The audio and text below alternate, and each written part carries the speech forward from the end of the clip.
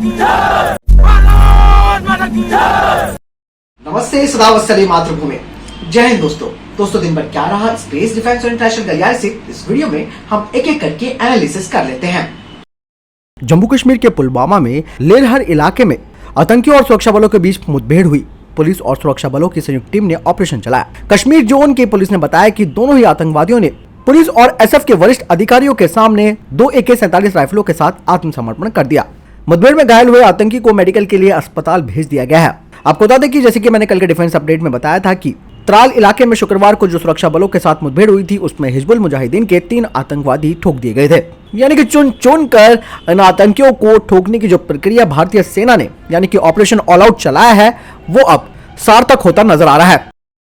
HAL और DRDO पहली बार arrow India 2021 में कावेरी ड्राई इंजन प्रोटोटाइप का प्रदर्शन करेंगे। आपको बता दें कि Kaveri dry engine Kaveri engine का डेरिवेटिव है जो कि विदाउट आफ्टर बर्नर सेक्शन के साथ है, जिसे भारत ने अपने unmanned stealth combat aircraft programme के लिए विकसित किया था। सूत्रों ने बताया कि इंजन की तकनीक पर काफी अधिक काम कर लिया गया है ताकि वो अपने प्लेटफॉर्म पर उपयोग किए जाने के लिए स्वीकार्य स्तरों विशेष रूप से गैस टरबाइन ब्लेडों को बनाया जा सके। कावेरी ड्राई इंजन में करीबन 52 किलोन्यूटन का ड्राई थ्रस्ट होगा, जिसने पिछले साल ही प्री प्रोटोटाइप की शुरुआती ग्राउंड टेस्टिंग पूरी कर ली है और एक fluidic thrust vectoring exit nozzle का इस्तेमाल unmanned stealth combat aircraft programme के लिए किया गया है। डीआरडीओ की योजना है कि इस साल के अंत में एनपीओ सैटर्न 36 एम्प्टी टर्बोफाइन इंजन के द्वारा संचालित स्टेल्थ विंग फ्लाइंग टेस्ट नाम का एक टेक्नोलॉजी डेमोन्स्ट्रेशन का परीक्षण किया जाएगा, जो डिजाइन की उड़ान की गतिशीलता पर डेटा का परीक्षण और उसको संग्रहित करेगा, जिससे कि डिजाइन की उड़ान की गतिशीलता पर डेटा का परीक्षण किया जाएगा और उसे संग्रहित किया जाएगा ताकि आने वाले मानव रहित स्टेल्थ कॉम्बैट के लिए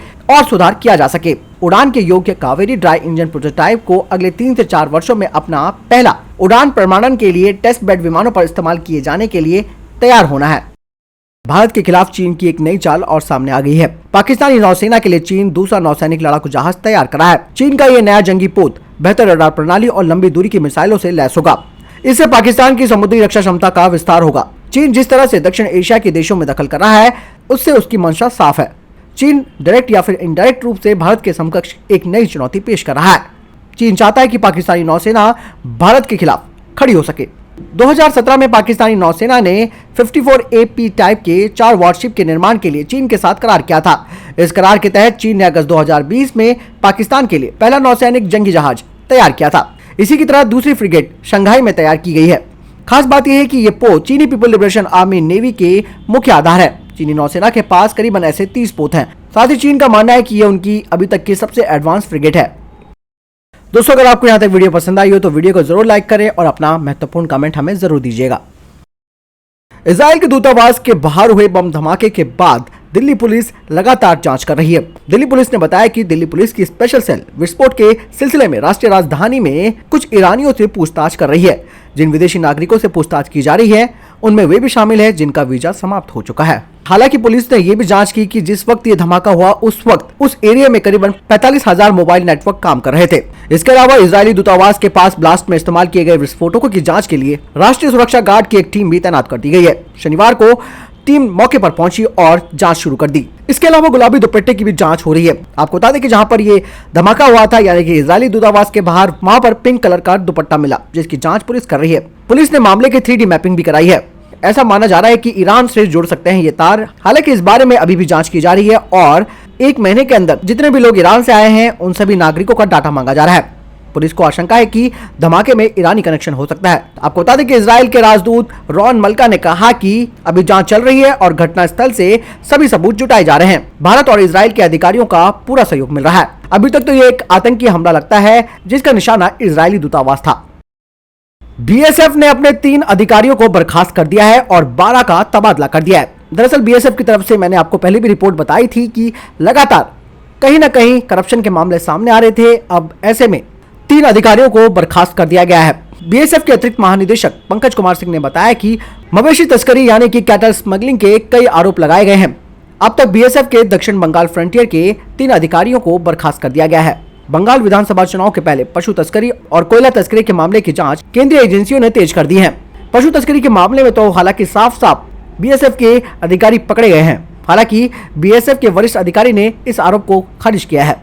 इसके अलावा 12 लोगों को दक्षिण बंगाल फ्रंटियर से दूसरे राज्यों में स्थानांतरित कर दिया है। बता दें कि पशु तस्करी के मामले में केंद्रीय एजेंसियों ने बीएसएफ के कमांडेंट सतीश कुमार को गिरफ्तार किया था।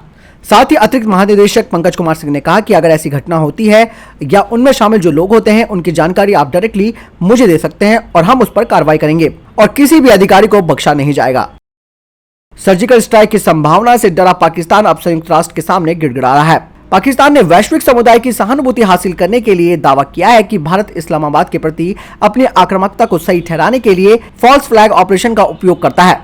पाकिस्तान को डर है कि भारत अपनी घरेलू राजनीति से लोगों का ध्यान हटाने के लिए बॉर्डर पर तनाव बढ़ा सकता है। खुद पाकिस्तान के प्रधानमंत्री इमरान खान भारत के सर्जिकल स्ट्राइक को लेकर अपना डर जता चुके हैं, लेकिन हकीकत तो ये है कि वो अपने यहाँ की राजनीति और अपने यहाँ की जो परेशानियां हैं उनसे ध्यान भटकाने के लिए, यानी कि अपने लोगों का ध्यान भटकाने के लिए इस तरीके के जो फेक प्रोपेगेंडे हैं उनको चला रहा है। यानी पाकिस्तान ने एक बार फिर से कश्मीर का राग भी आलापा है। पाकिस्तान अच्छे से जानता है कि जम्मू और कश्मीर भारत का अभिन्न हिस्सा है और ये संवैधानिक और नैतिक तौर पर भारत का ही हिस्सा है। इसके बावजूद भी आए दिन किसी न किसी बहाने झूठी और मनगढ़ंत बातें बताकर कश्मीर मुद्दा वो अंतर्राष्ट्रीय स्तर पर उछालता है। संयुक्त राष्ट्र महासभा में एक डिबेट को संबोधित करते हुए पाकिस्तान के स्थायी प्रतिनिधि मुनीर अकरम ने कहा कि एक तरफा तो भारत ने कश्मीर के लोगों के आत्मनिर्णय के अधिकार को दबा दिया और उसकी सेना कश्मीर के लोगों पर अत्याचार कर रही है, वहीं दूसरी ओर इसने मुस्लिम बहुल राज्यों को हिंदू बहुल राज्य में बदलने का अभियान शुरू कर दिया है। यानी कि यूएन में भी पाकिस्तान का राजदूत लगातार झूठ पर झूठ बोल रहा है, जबकि वो अपने यहाँ नहीं देख रहा है कि बलूचिस्तान में उसने क्या उल्टे काम कर रखे हैं और किस तरीके से वहाँ के लोगों की आवाज को दबाया है। यही नहीं, पाकिस्तान को भारत की यूएनएससी में स्थायी सीट पर भी आपत्ति है।